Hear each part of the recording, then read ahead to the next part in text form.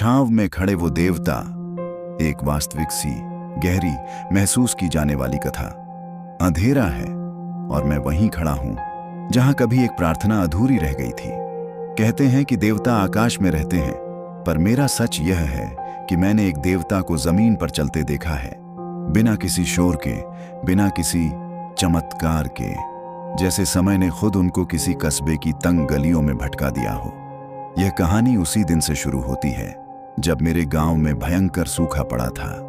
नहरें सूख चुकी थीं, खेतों में दरारें थीं और लोगों के चेहरों पर उम्मीद से ज्यादा धूल थी। रात के वक्त हवा भी किसी पराई चीज की तरह लगती थी, ठंडी नहीं, बस चुभती हुई। इसी अंधेरे में पहली बार वो आदमी आया, साधारण कपड़े पहने, कंधे पर एक फटा हुआ थैला, कोई बोझ लेकर नहीं, जैसे अपनी ही थकान को ढो रहा हो। वो मंदिर के टूटे हुए चबूतरे पर बैठ गया और जाने कैसी बात थी, उसके बैठते ही लगा कि हवा का रंग बदल गया है। तुम लोग देवता का इंतजार करते हो? उसकी आवाज धीमी पर अजीब तरह से साफ थी। गांव वाले हंस पड़े। देवता इस वक्त?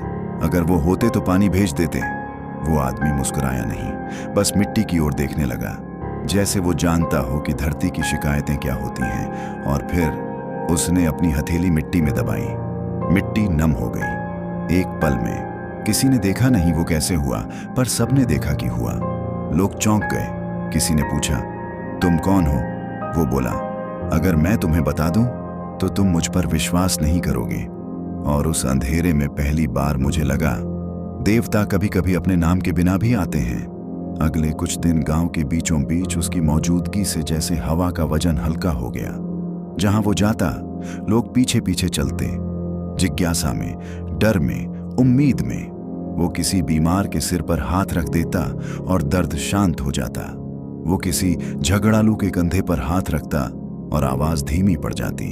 उसकी आंखों में एक अजीब सी थकान थी, जैसे उसने अनगिनत जन्मों के आंसू देखे हों। पर वो चमत्कार दिखाने नहीं आया था।